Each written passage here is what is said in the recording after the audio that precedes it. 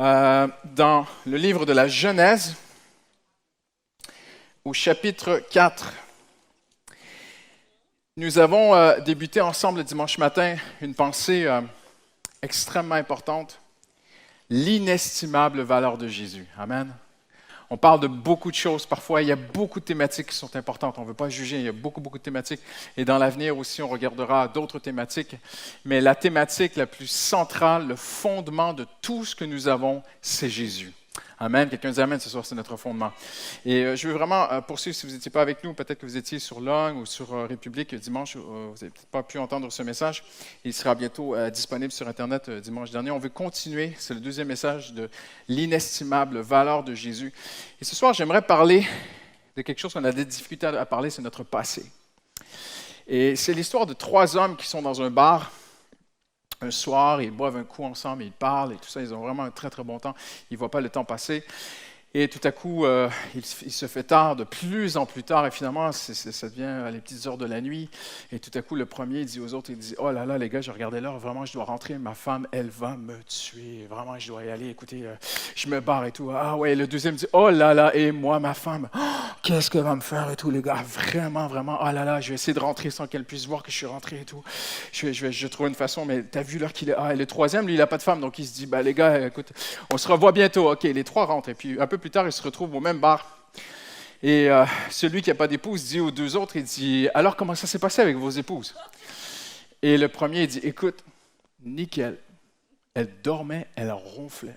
Je suis rentré, je me suis glissé sous la couette, elle n'a rien vu, le lendemain matin, on s'est levé, tranquille. Et le deuxième, et toi? Ah, moi, je ne te raconte pas. Ma femme, elle était réveillée. Elle était debout dans l'entrée. Elle m'attendait. Et elle était historique. Et là, les deux autres le regardent, lui disent, tu veux dire hystérique? Non, non, non, non. Elle était historique. Elle a fait une crise historique. Elle était dans une historique. Non, non, non, non, tu comprends pas. Tu parles pas bien français, toi. Tu dois venir d'une autre nationalité. Et tu veux dire que ta femme était hystérique. C'est un mot en France, c'est un mot français qui dit être en hystérie. Donc ta femme était vraiment en colère contre toi. Non, non, non, non les gars, j'utilise le bon français. Ma femme n'était pas hystérique, c'est encore pire que hystérique. Elle était historique. Mais qu'est-ce que tu veux dire par historique? Elle a refait toute l'historique de mon passé. Tous mes péchés, toutes mes erreurs, toutes les fois où je n'ai pas été un bon mari, elle les a toutes comptées, enregistrées, et à chaque fois que je fais une gaffe ou une erreur, elle me rappelle toute l'historique. Et en finale, eh bien, son passé le suit.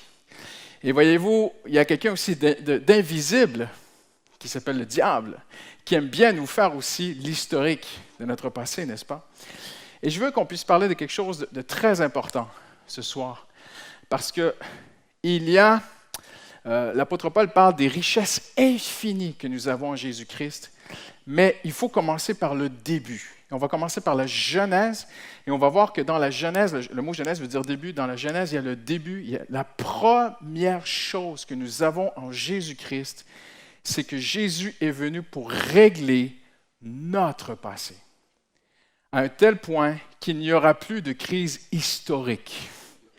C'est fini, c'est terminé.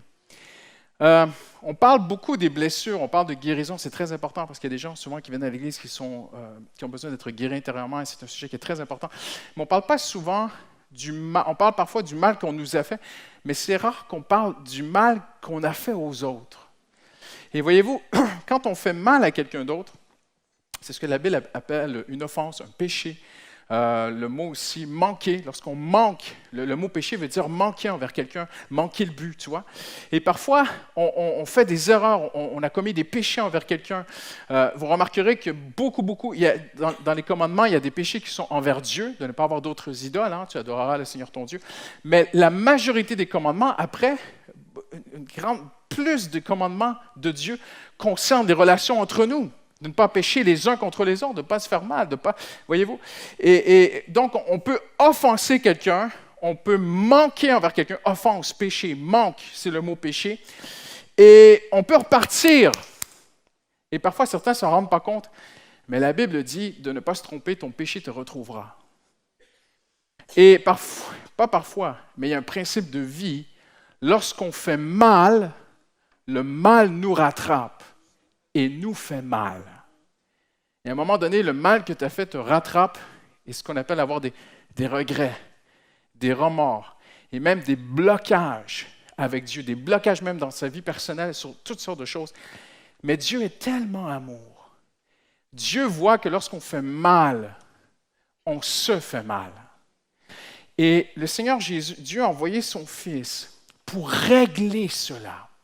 Je vais parler de quelque chose de tellement simple ce soir, mais de tellement important et profond, parce que la marque parfois vient jusque dans l'esprit, la mémoire, les entrailles, et peut influencer même le comportement de quelqu'un, même l'avenir de quelqu'un à cause de son passé. Les gens traînent des casseroles, les gens ont des choses à leur mémoire, ont toutes sortes de blocages, voyez-vous. Je pense à un jeune homme qui s'est approché de Dieu dans les derniers mois et qui me disait, « Pasteur, avant je faisais le mal, j'allais dormir tranquille. Et quand j'ai commencé à m'approcher de Dieu, wow, c'est plus pareil. Si je manquais d'amour, de douceur envers quelqu'un, ça me rattrapait. Même, je me suis surpris, pasteur, à même pleurer parfois de regret. Oui, parce que le Saint-Esprit travaille, voyez-vous, dans nos cœurs. Mais il veut nous amener à pas essayer de... On ne peut pas réparer ce qu'on a fait, mais Jésus a réparé ce qu'on a fait. Jésus a vraiment, et quand on étudie ce que Jésus a fait à la croix pour nous, c'est littéralement une réparation légale que Jésus a fait pour nous. Et si vous le voulez bien, on va regarder à deux petites histoires très, très simples. Mais Dieu a pourvu en Jésus d'effacer les regrets et les remords de ton passé. Dieu nous offre en Jésus d'être quitte avec Dieu et avec tout le monde. Ça veut dire que même si quelqu'un tient contre toi quelque chose, et tu lui as demandé pardon, mais il tient, il y a de la rancune, il a dit non, non, non, non, non. Eh bien, à un moment donné, j'ai demandé pardon, mais je ne peux pas faire plus si la personne ne te pardonne pas devant Dieu par le sang de Jésus, même si la personne ne te pardonne pas parce que tu as demandé pardon, même si, disons que c'est toi le coupable, tu as blessé quelqu'un, tu lui demandes pardon, la personne tient rancune, devant Dieu, tu es quitte. Voilà, tu es quitte avec Dieu, tu es quitte avec cette personne-là, par Jésus-Christ. Et Dieu nous acquitte en Jésus. J'aimerais vous démontrer ce soir que la base d'abord, la base logique de tout vrai système de justice, c'est l'équité et la rétribution. Il n'y a pas de justice s'il n'y a pas d'équité. C'est pour cela que la Bible a établi la loi du talion. Merci Seigneur que lorsque vous arrivez à l'Église Paramétropole, nous n'accomplissons pas la loi du talion. Parce que la loi du talion, c'est œil pour œil, dent pour dent, vie pour vie, 100%. C'est impressionnant. Parce que la vraie justice, c'est l'équité. Tu as fait mal, on te fait mal. Tu as coupé un doigt, on va te couper un doigt. C'est ça la vraie loi. Maintenant, je ne dis pas que c'est le désir de Dieu. Mais Dieu a mis le talion, pas pour que les hommes se fassent mal et se vengent. Dieu a mis le talion pour que les hommes comprennent qu'est-ce que la vraie justice. La vraie justice, c'est l'équité. Et la vraie justice aussi, dans la loi de Moïse, c'est la rétribution. Tu as volé, tu vas rendre. Même la loi de Moïse dit, tu mets une femme enceinte, tu l'assumes, tu la maries, ça devient ta femme, ça devient ton enfant. Ça, c'est la loi de Moïse. La loi de Dieu, c'est une loi d'équité et c'est une loi de justice et c'est une loi de rétribution. Mais maintenant, on a un gros problème parce que Dieu ne traite pas nos actes, les amis. Non. Dieu traite beaucoup plus profondément que nos actes. Dieu traite nos pensées. On l'a vu ensemble dans Colossiens dimanche, si vous n'étiez pas là. Dans Colossiens, ça dit que nos pensées nous rendent coupables devant Dieu. Donc, dans la justice française, les actes peuvent condamner un homme, mais pas ses pensées. Un Français peut réfléchir à tuer son voisin parce qu'il n'en peut plus, mais s'il ne le fait pas, il est OK. Dans la justice de Dieu, il l'a tué, il est coupable de mort. Ça, c'est la justice de Dieu. Et voyez-vous, Dieu traite nos pensées comme des actes, donc si Dieu nous traitait vraiment selon sa justice, ce soir, l'Église serait fermée. Il n'y aurait personne ici, on serait tous morts. Parce qu'on est tous pécheurs et on est tous coupables. Et ça, c'est très, très intéressant. Maintenant, Dieu est amour. Et vous allez découvrir quelque chose, si vous n'êtes pas chrétien, vous allez découvrir quelque chose d'extraordinaire dans le christianisme qui n'existe nulle part ailleurs. Je ne l'ai jamais vu, j'ai étudié les religions. C'est ce qu'on appelle la substitution légale. Donc vous dites, mais la vraie justice, c'est tu as coupé un doigt, on te coupe un doigt. Mais Dieu accepte quelque chose. Ça, c'est la grâce de Dieu. Et là, tu dis, mais Seigneur, toi qui es juste et parfait dans ta justice, tu acceptes quelque chose qui pourrait nous paraître injuste. C'est que je peux faire le mal et quelqu'un pourrait payer à ma place pour le mal. Ça, tu trouveras ça nulle part. Il n'y a que Dieu qui fait ça. Maintenant, c'est très intéressant parce que Dieu tient, et Dieu, dans sa justice, tient à ce qu'il y ait cette équité, cette rétribution, cette restitution. Tu as pris, on va te prendre. Mais il accepte que quelqu'un le fasse pour nous. Et le premier endroit où on voit cela, ne tournez pas, mais c'est dans Genèse, le chapitre 3. Ne tournez pas, on va aller tout de suite au chapitre 4. On va aller voir Caïn et Abel. Mais dans le chapitre 3, il y a quelque chose de très intéressant. C'est que nous sommes dans le jardin d'Éden. Nous sommes dans le sommet du monde, dans la présence de Dieu. Il n'y a pas plus merveilleux que le jardin d'Éden. Adam et Ève viennent de commettre le péché. Ils se sont maintenant séparés de l'Esprit de Dieu. La Bible a dit ils reconnurent qu'ils étaient nus, mais en hébreu, ce n'est pas tout à fait ça. En hébreu, c'est ils reconnurent qu'ils étaient en haillons, comme dénudés. Donc, ce qui s'est passé, c'est que Adam et Ève vivaient constamment dans la présence de Dieu et en commettant le péché, la présence de Dieu s'est retirée. Ils ont ressenti le vide lorsque Dieu se retire. Ça vous est déjà arrivé? Tu aimes Jésus de tout ton cœur, le Seigneur te dit fais pas ça, fais pas ça, fais pas ça, tu le fais et tout à coup, tu sens un vide. N'éteignez pas l'esprit, Paul a dit. Et là, Adam et Ève se retrouvent et Dieu vient les voir. Et Dieu leur dit, mais qu'est-ce que vous avez fait? Vous connaissez l'histoire, tout ça. Et la Bible dit, parce qu'ils ils se sentent dénudés. Il n'est pas question ici d'un froid physique. J'en suis convaincu. Mais ce dénuement intérieur. Et Dieu va tuer un animal. Impressionnant, hein? Dans le jardin d'Éden, parfait, pur, où il n'y a jamais eu de violence. C'est impressionnant. Le Créateur lui-même va commettre un acte violent. C'est tout à fait biblique ce que je vous dis. Il va tuer un animal, va prendre la peau de l'animal. Donc, le sang sera versé. Et il va couvrir Adam et Ève avec la peau de l'animal. Et ça, c'est une prophétie de Jésus qui allait venir. Et que par sa mort, nos péchés, notre passé allait être couverts par Jésus, cachés en Jésus. Voyez-vous?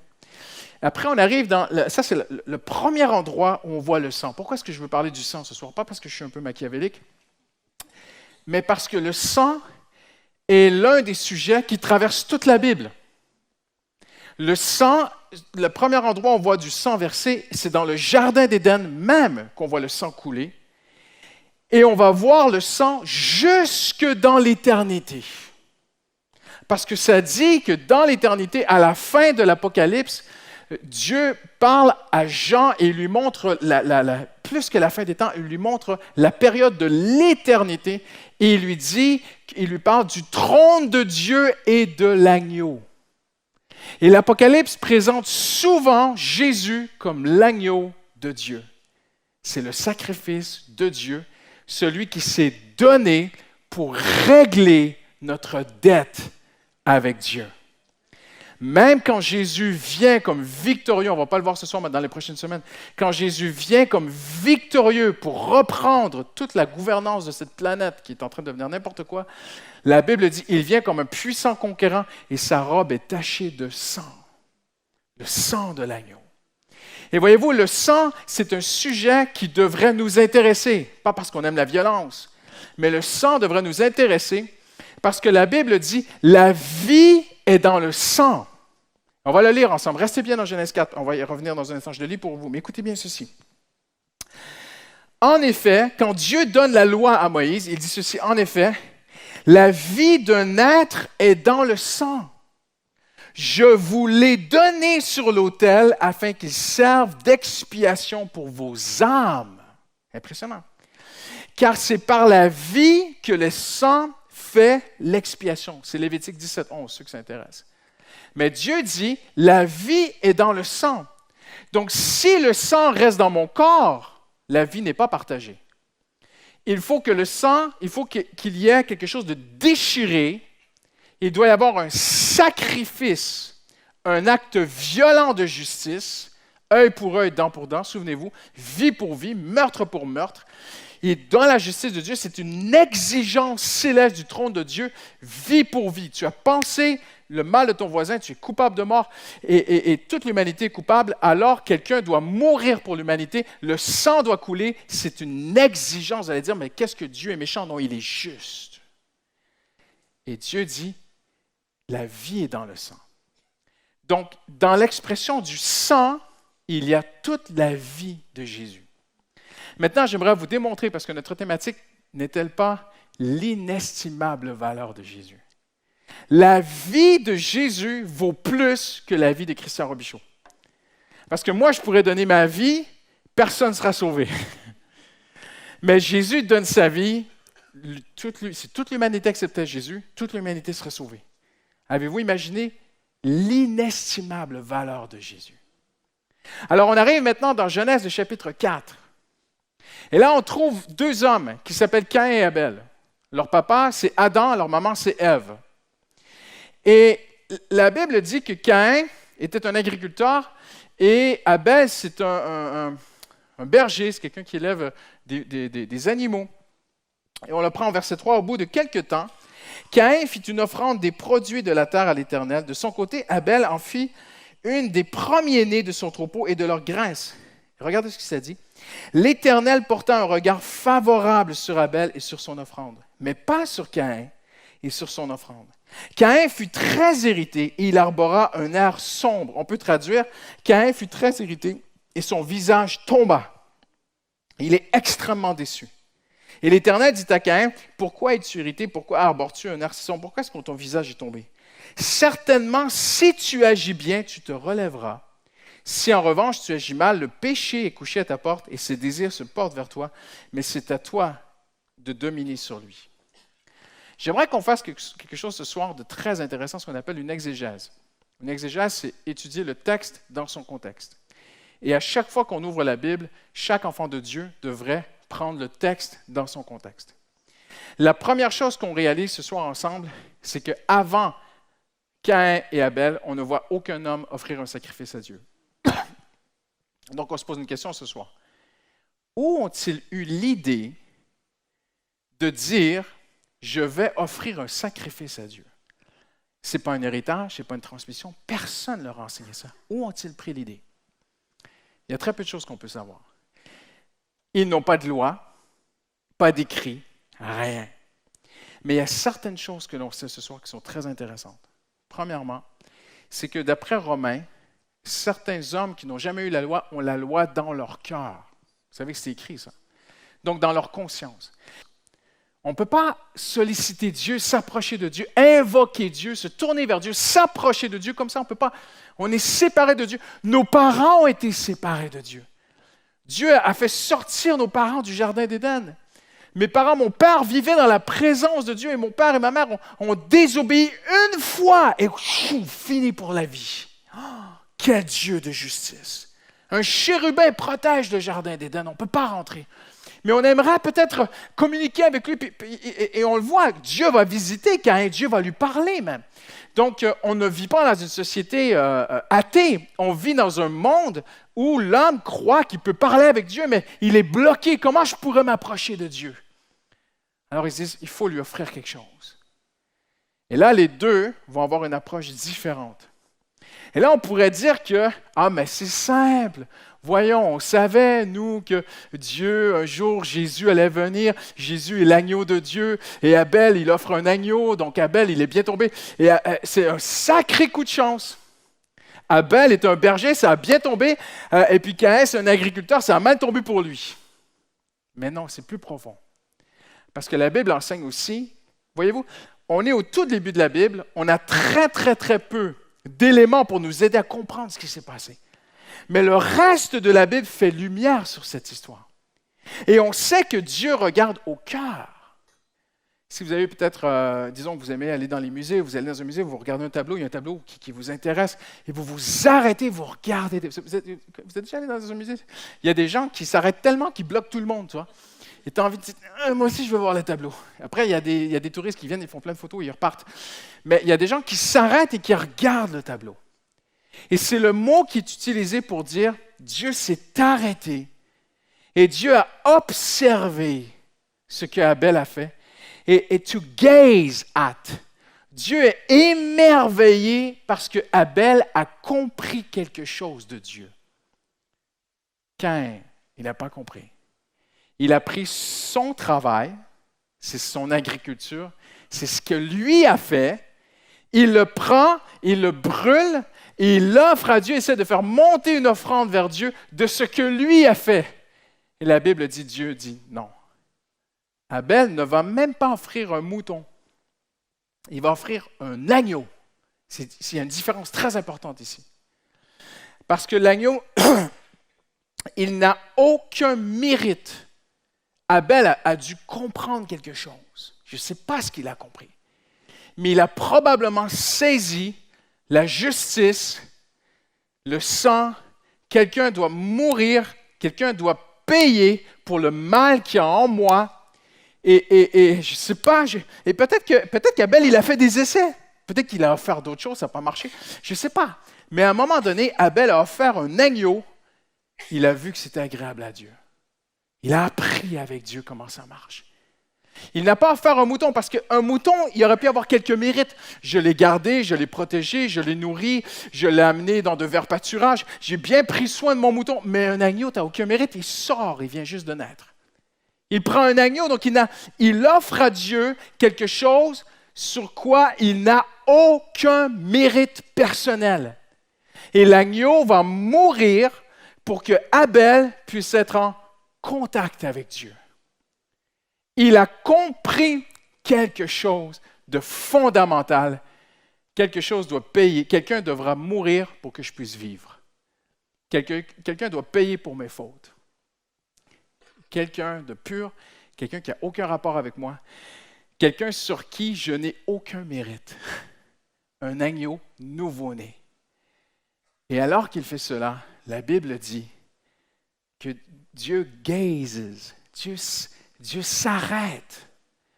Il capte l'attention du Créateur, la faveur de Dieu.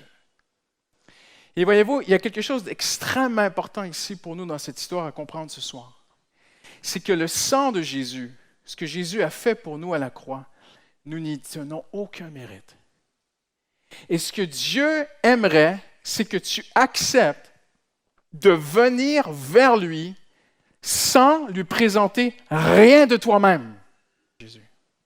Jésus a réglé ton passé.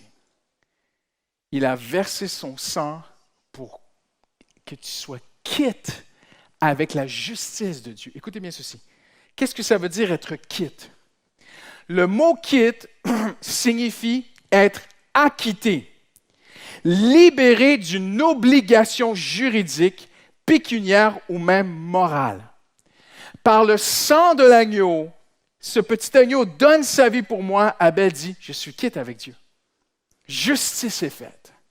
Maintenant, c'est intéressant parce que l'auteur aux Hébreux nous dit qu'il fait, après, vous connaissez l'histoire, on va instaurer le temple, on va instaurer les sacrifices, et à chaque fois qu'un homme veut venir s'intéresser à Dieu, il doit quitter son village, faire un voyage, venir à Jérusalem, préparer un sacrifice, acheter un animal, on tue l'animal, il consulte l'Éternel, et ainsi de suite. Et à chaque fois, il faut refaire le truc. Imaginez. Donc, l'animal est insuffisant. C'est ce que l'auteur aux Hébreux nous dit. Mais il y a quelque chose d'extraordinaire. C'est que Jésus est mort il y a 2000 ans, une seule fois pour toutes les fois. Et pour tout le monde. N'importe qui met sa foi dans Jésus, il faut juste... Et voyez-vous, on faisait quelque chose de très intéressant dans le temple. Dieu avait demandé ça. Dieu voulait que celui qui avait commis le mal comprenne ce qui se passe. Et Dieu disait, vous allez tuer l'animal, le mettre sur l'autel, Et l'homme qui offre le sacrifice pose sa main sur la tête de l'animal comme un symbole que son péché passe dans l'animal. Le péché ne passait pas vraiment dans l'animal, c'est un symbole, voyez-vous. Il n'y a pas de magie mystique avec Dieu. Mais c'était pour que le gars qui a fait le mal voit l'animal, le petit agneau, mourir pour lui. Oh, le pauvre il est mort à ma place. Un peu de remords, un peu de conscience, voyez-vous, qui nous rattrape. Et qu'il pose sa main sur le cadavre et qu'il ressente la froideur parce qu'il n'y a plus la vie. Qu'il dise, waouh, cet animal, il est mort à ma place. Et qu'il accepte que par lui, maintenant, il peut être en contact avec Dieu. Mes chers amis, c'est la simplicité de l'Évangile. Il ne faut rien rajouter. Jésus est mort pour toi. Si tu mets ta foi dans le sacrifice de Jésus à la croix, tu es quitte avec Dieu. Ton passé, c'est terminé. Il ne faut même plus le regarder. Dieu ne le calcule plus.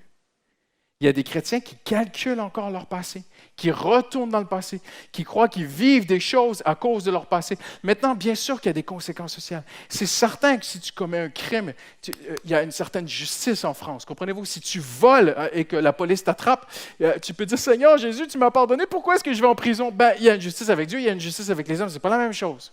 On se comprend bien. Mais le plus important, c'est d'être quitte avec Dieu. Voyez-vous? Et il y a des choses qu'on peut... Parfois, on ne commet pas des crimes selon la justice du pays dans lequel on est, mais on commet des erreurs morales face à nos prochains ou face à Dieu. Tu peux tromper ta femme, tu n'iras pas en prison en France. Elle est loin de là. Mais avec Dieu, tu es déjà coupable de mort. Et ta conscience te rattrape. Parce que tu as fait mal à une femme. Tu as brisé son cœur. Tu as brisé le cœur de tes enfants. Il y a des conséquences terribles à l'adultère. Tout le monde en rigole aujourd'hui, mais l'adultère, c'est une chose horrible. Et Dieu le voit. Et Dieu dit, la justice de Dieu va te rattraper. Il y a un seul endroit où tu peux aller te cacher, en Jésus. Il y aura encore des conséquences, peut-être, je ne sais pas. Il y a des couples qui acceptent de se pardonner. Parfois, ça ne se termine pas toujours comme on voudrait. Mais le plus important, c'est que tu sois quitte avec Dieu. Et il faut maintenant, c'est fait. Écoutez-moi bien. La justice de Christ, son sang pour toi, c'est fait. C'est terminé. Jésus a fait son travail. Maintenant, il faut parler de ton travail à toi ce soir et à moi. Notre travail maintenant, c'est de le croire, de l'appliquer. Il faut que tu te dises, il n'y a pas de péché trop gros pour Jésus-Christ. Il n'y a pas trop de répétition de péché pour Jésus-Christ. Pasteur, est-ce que tu es en train d'excuser le péché? Non. Voyez-vous, les gens qui pêchent, leur conscience les rattrape, c'est difficile pour eux. Mais il y a des gens qui chutent, ils demandent pardon. Ils chutent, ils se repentent. Ils rechutent, ils rechutent, ils rechutent. Et à un moment donné, vous savez ce qu'ils disent? C'est bon. J'ai tellement rechuté dans ces trucs de pornographie. Franchement, moi, je ne veux plus à l'église.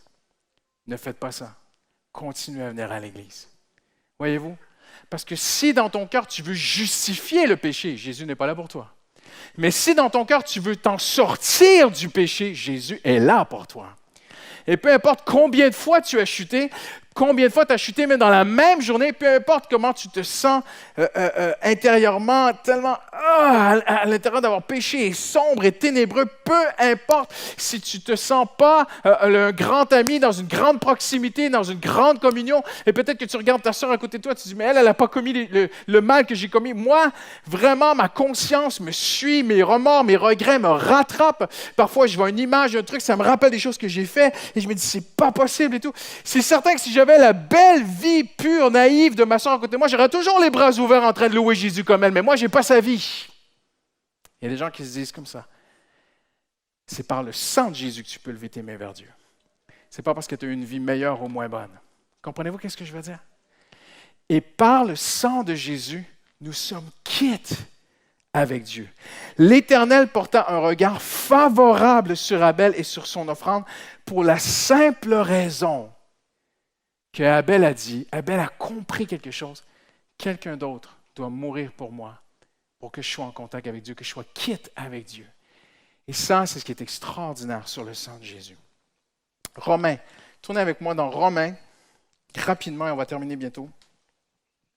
Romains, le chapitre 6.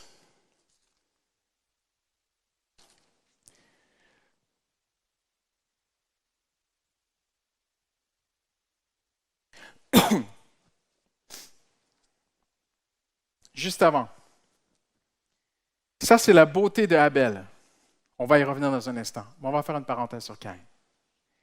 La Bible dit de Caïn qu'il a voulu offrir ce que lui avait fait. Et si vous regardez bien ce que Dieu lui répond. OK? Gardez un doigt dans Romains. Je vais vous faire travailler ce soir. On fait une vraie étude biblique, OK? Et on revient dans Genèse 4. Regardez ce que Dieu lui dit. L'Éternel dit à Caïn, au verset 6, « Pourquoi es-tu irrité et pourquoi abordes-tu un air sombre? » En d'autres mots, pourquoi est-ce que ton visage s'est effondré? Maintenant, j'aimerais tellement parfois qu'on puisse voyager dans le temps et qu'on puisse se retrouver là-bas et voir Caïn travailler tellement fort pour être en contact avec Dieu. Imaginez l'agriculture, là, labourer la terre, se briser le dos. La Bible dit, tu travailleras la terre à la sueur de ton front. Il travaille, il sème, il arrose. L'orge va pousser. Et puis il attend des mois de travail. Et finalement, il prend de l'orge. Il prend l'orge, il la pose sur une flamme. Elle est desséchée. Et ça fait une grande fumée qui monte au ciel. Et il pense qu'il est agréable à Dieu. Et Dieu dit, non, je ne veux pas ça. Et tout s'effondre. Vous savez ce que ça représente, ça?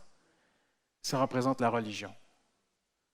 Quand l'homme entend que tout ce qu'il peut offrir à Dieu, Dieu dit non. Moi, je veux que mon fils. Moi, j'accepte seulement ce que mon fils m'a offert. Seuls les mérites de mon fils. Voyez-vous l'inestimable valeur de Jésus-Christ aux yeux de Dieu? Est-ce que vous comprenez ce soir à quel point Jésus est précieux pour le Père? Son fils est précieux pour lui. Mon ami, je te donne la clé de toutes les clés ce soir. Si tu honores Jésus, Dieu va t'honorer.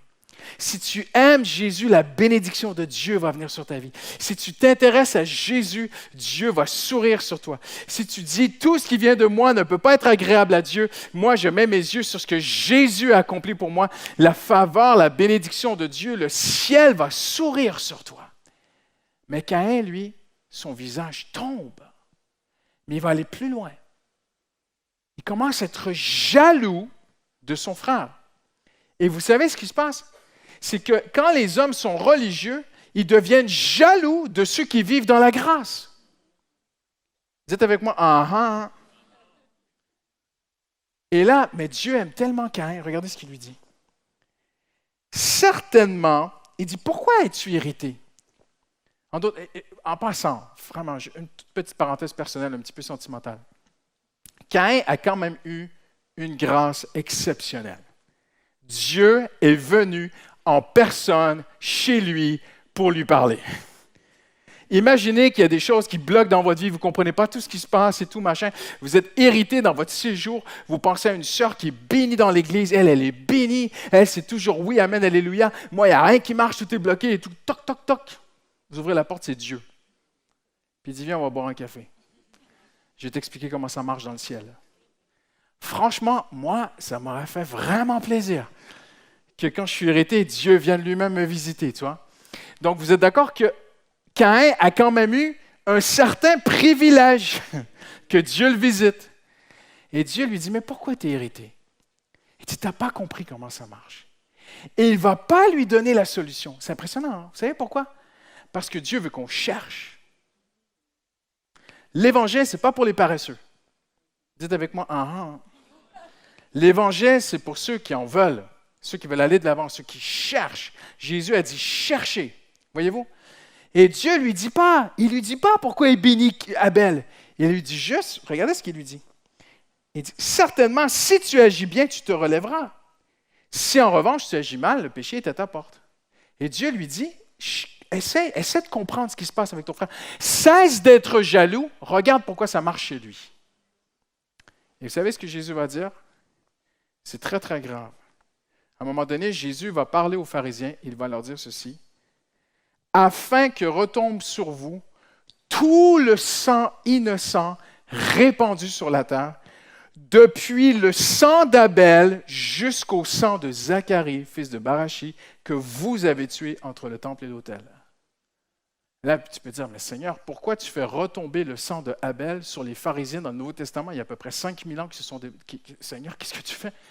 Seigneur, Zacharie qui a été tué dans le temple, c'est déjà au moins 600 ans plus tôt. Mais Seigneur, parce que Jésus est en train de leur dire, vous êtes de la même graine.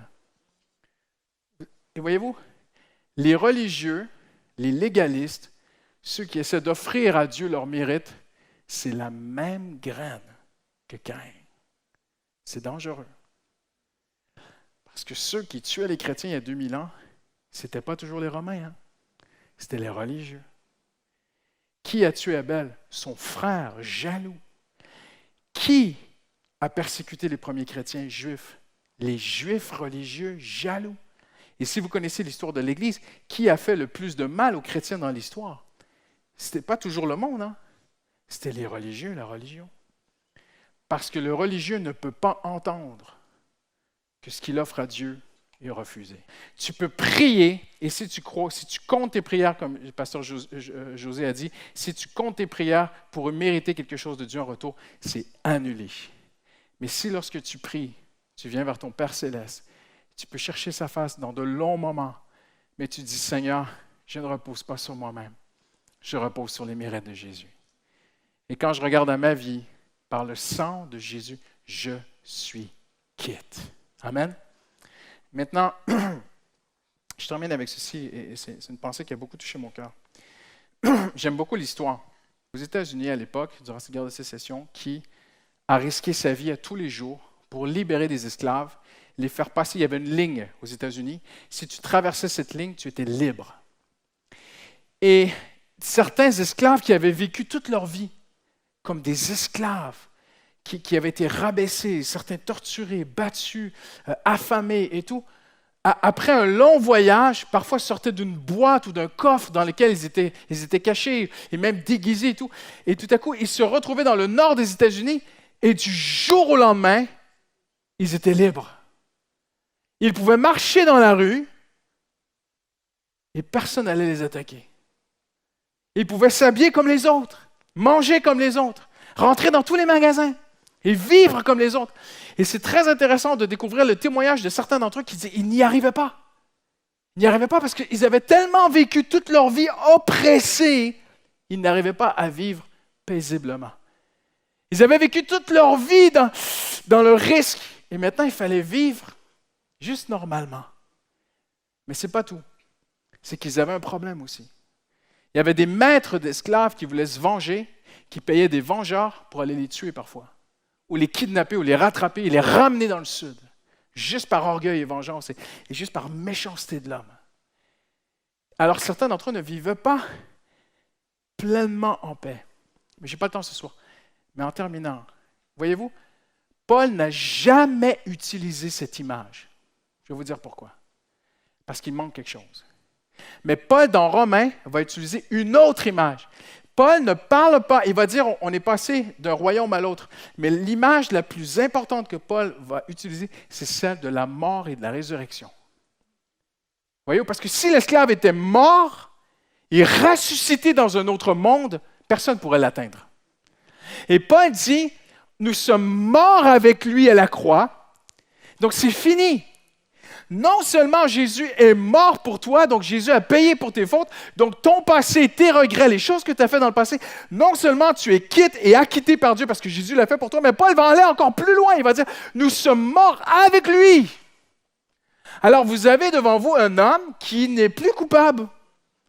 Je suis mort, enseveli, et je suis ressuscité avec Jésus. Là, vous dites, tu as fait comment? Par la foi. Et maintenant, personne ne peut m'accuser. Je suis quitte. Le Christian Robichaud, pécheur, qui avait fait des choses dans son passé, eh bien, il a payé sa dette, il est mort dans la justice de Dieu, et il a été enseveli, et maintenant il est ressuscité de nouvelle créature. Donc, à chaque fois que quelqu'un va t'accuser sur ton passé, tu peux vraiment lui dire, je ne sais pas de qui tu parles. Ah oui, Isabelle, oui, je m'appelle aussi Isabelle, c'est une autre. C'est une autre. Elle est morte, hein? Oui, je sais, elle était coupable, condamnée à mort, mais oui, justement, tu sais, en fait, ils l'ont tuée. Ouais, elle est vraiment morte. Ouais, c'est vrai, elle a fait toutes les choses que tu dis, mais vraiment, je ne sais pas pourquoi tu m'en parles à moi, ça ne me concerne pas. Tu vois, c'est quelqu'un d'autre. Christian, tu as fait ceci, tu as fait cela dans ton passé, c'est vrai. Mais je suis mort, je suis quitte et je suis ressuscité avec Jésus-Christ. Amen. Est-ce que je suis en train de dire qu'on peut excuser le péché? Non. Ce n'est pas pour les gens qui veulent excuser le péché, c'est pour les gens qui veulent se libérer du péché. Amen. On se lève ensemble en terminant. Hallelujah.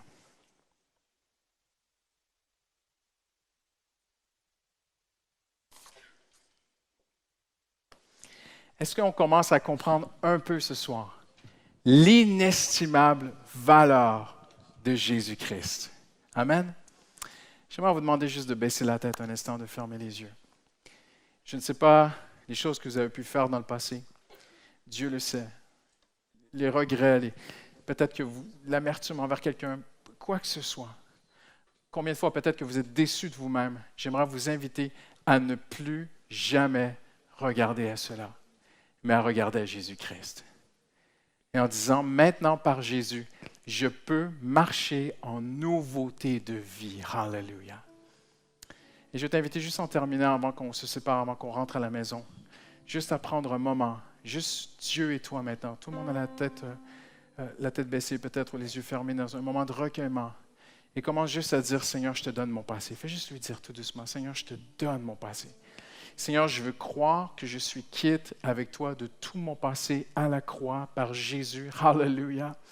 Seigneur, je suis acquitté, ma dette est réglée, ma dette est payée.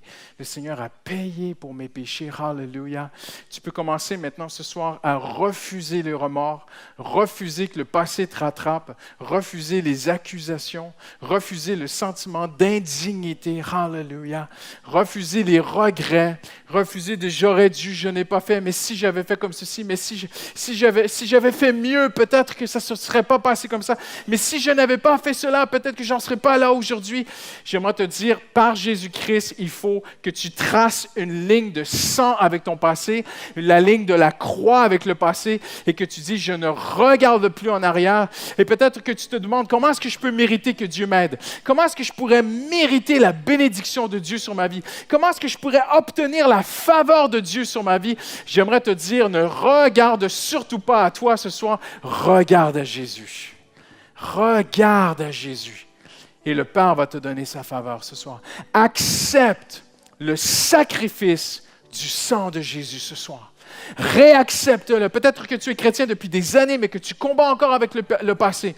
Peut-être que tu es chrétien depuis des années et tu as de la difficulté à comprendre ceci. Puisse le Saint-Esprit ouvrir tes yeux, comme Abel, et dire, je dois accepter que quelqu'un d'autre l'a fait pour moi, et je ne peux pas le faire, et je ne tenterai pas de le faire. Je veux mettre ma foi en Jésus ce soir. Alléluia, alléluia, alléluia, alléluia. Avant qu'on se sépare, est-ce qu'on peut juste dire merci maintenant au Seigneur Jésus? Est-ce qu'on peut juste, alléluia, lui dire merci pour la croix, Seigneur? Merci pour la croix, Seigneur. Merci pour ton sang, Seigneur. Merci pour ton sacrifice, Seigneur. Merci pour la valeur inestimable du sang de Jésus. Alléluia. Je suis quitte avec mon passé. Je suis quitte avec mon passé. C'est terminé. Le passé est enterré. Le passé est mort. Mon passé a été crucifié. Proclame-le ce soir. Mon passé a été crucifié à la croix.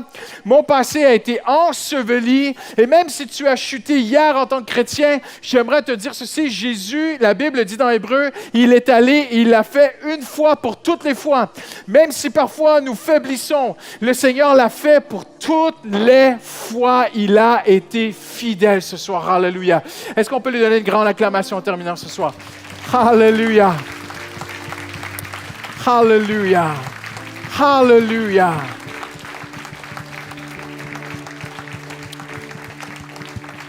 Alléluia. Combien sont heureux ce soir de comprendre un peu plus ce que Jésus a fait pour nous? Combien veulent dire en rentrant ce soir, je veux apprendre à vivre de ses mérites. Je veux apprendre à hériter de son travail. Alléluia. Je veux apprendre à ne plus regarder en arrière. Jésus a réglé le passé. Je veux être comme Abel ce soir. Amen. Quelqu'un dit Amen ce soir. Amen. Alléluia. Seigneur, on veut te dire merci pour la croix, Seigneur. Je te demande maintenant de bénir mes frères et sœurs, de les raccompagner à la maison, Seigneur. Seigneur, tu vas les bénir, tu vas les protéger, Seigneur, et nous n'avons aucun mérite. Tout est par Jésus-Christ, Seigneur. Dans le nom de Jésus, tous ceux qui l'aiment disent Amen. Hallelujah. Merci. Rentrez bien. Bon mardi soir, bon retour à la maison. Et merci Jésus pour la croix. Hallelujah.